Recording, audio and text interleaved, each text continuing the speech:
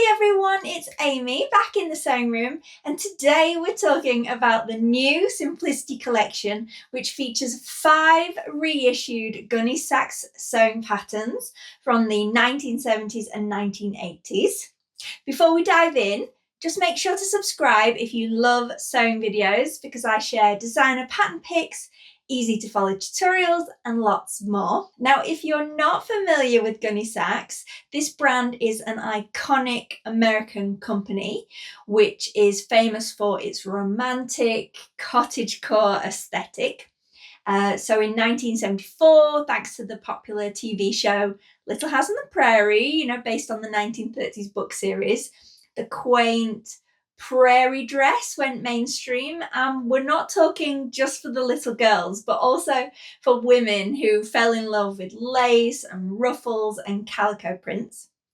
Gunne Sax, which was later renamed to Jessica McClintock, all those pieces are still extremely popular with collectors and vintage lovers. They all scour thrift stores, Vintage, Depop and more to find their dream pieces. Gunne Sax by Jessica was released by Simplicity Patterns to compete with the success of Laura Ashley for McCall's, and was a prolific licensed pattern designer until the 90s. Though they're based on opposite sides of the world, the two brands share a lot of similarities style-wise. So the prints feature flowers, kind of all shapes and sizes. They're very romantic dresses, usually floor length, and featuring sort of corset detailing like lace up fronts, the ribbon trimmed seams. They kind of shunned any kind of streamlined minimalism. It was about celebrating volume, puffed sleeves, sailor collars, ruffles, smocking, sweetheart necklines off the shoulder, big gathered skirts. I've made a couple of the Laura Ashley patterns, and I'm kind of a big fan of romantic dresses, if you haven't picked up on that yet. So I was very excited to compare and try a Gunne Sax design, and now they're getting re-released. Let's take a closer look at the new pattern collection. First, I'll say as part of the re-release, there are more sizes included than the original patterns, and then there's also additional cutting layouts for modern fabric widths. Okay, let's start with the pattern I recently made, Simplicity 3213, formerly 5490. The dress has 2 lengths, a lace and ribbon trimmed bodice, and a heavily gathered skirt. The princess seam bodice has a pointed waist, there's a faux button front, and then a back zipper closure. Long tie ends can be tied into a bow at the back, and there's 3 lengths of sleeves, all softly gathered into button cuffs, and they're not as puffed at the sleeve cap as you might expect. View 3 is longer length and has a ruffle on the bottom. I used chambray and daisy print voile, and then 2 styles of lace trim to make my dress, and then I finished it off with pearlescent buttons. And I was inspired by this Gunne Sax dress that I found on Pinterest.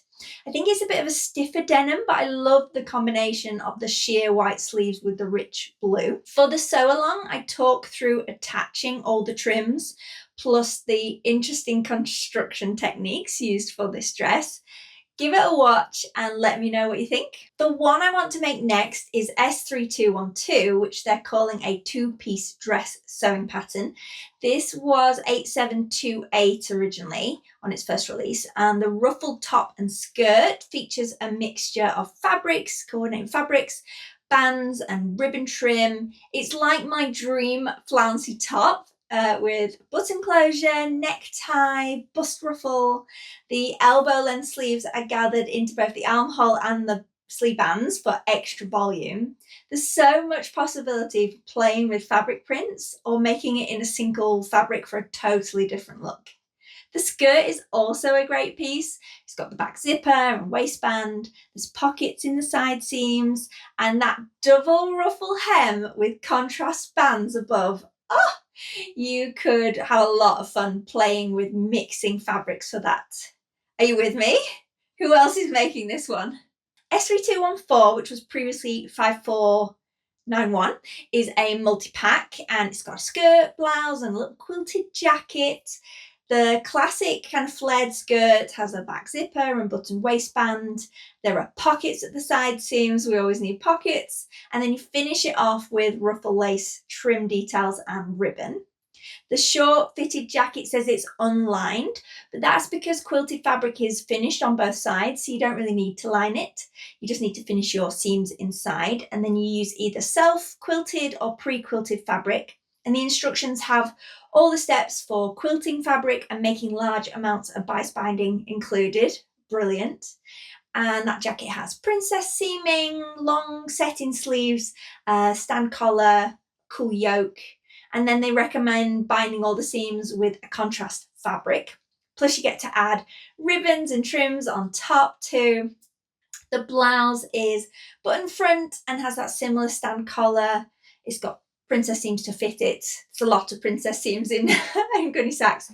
And then tucks and trim all at the front, long sleeves gathered into cuffs. Yeah, it's a really cool set. I will say that jacket has quite dramatic shape sleeve heads, especially in a quilted fabric. S3216, which was 7371, is a trickier kind of one. It gives me full 80s Princess Diana vibes, which I think might be a bit harder to wear in modern times, but I have some ideas of what to do with it. The dress has that super full gathered skirt, the princess seam bodice, again with the shaped waistline seam. I'm in love with the cording through the buttonholes, or you could actually use metal eyelets as well. This is the iconic feature of a lot of Gunne Sax dresses, almost medieval inspired lacing, a beautiful detail. And that collar is also huge and show-stopping. And then there's two styles of sleeves to choose from. I think they're what are throwing me off. I think the puff sleeved is kind of fighting with the collar for attention. So I'd probably be tempted to swap the sleeve for the S3213 that I'm wearing for a sleeker shape to let the collar shine, or just make it sleeveless. Or you could just skip the collar and let the sleeves shine. What do you think? Last up is S3215, formerly 5828, which is a fitted dress in two lengths featuring the most dramatic 82 sleeves going. They were called mutton leg sleeves, which doesn't make them any more appealing to me as a vegetarian. The stand collar does make it look a little severe in the grey fabric that's on the cover envelope, but I'll show you a beautiful version in a minute that will make you rethink this design. The dress is trimmed with bias tape and lace and tuck details, plus a front button loop closure and a centre back zipper. The skirt is gathered into a shaped waistline again, just like the other dresses, and trimmed with ribbon. Plus there's a lower ruffle attached to the front of the skirt, so you see the upper edge where you've attached it. That's quite a fun technique to try. Now, I found this beautiful version on Facebook, which looks very romantic and less intense, and it made me see this style in a whole new light. Even the sleeves look more appealing. And this one is really similar too, right? Just with a frilled yoke. After I make 3212, I'm very tempted to create a Franken pattern with bits from multiple dresses all combined together into my dream Gunne Sax dress. So the collection is out now on simplicity.com. Go and have a look. I'm not sure when it's going to be coming to the UK. We'll talk more about that in another video. Have you been inspired to sew your own in 2026? I'll leave it there for today, but I'd love to hear your comments on all these new designs and Gunne Sax in general. I've got a Pinterest board of my favourite Gunne Sax looks, including the recent ModCloth and Gunne Sax collection. If you want some more inspo, I'll link that in the description. And make sure to give this video a thumbs up if you enjoyed it. And then maybe if you like romantic 70s inspired looks, you could watch my Ribbon Rose dress project. That was a labour of love. Or I'll remind you again, you can watch this sew along for the S3213 pattern. And I'll see you all soon. So happy sewing!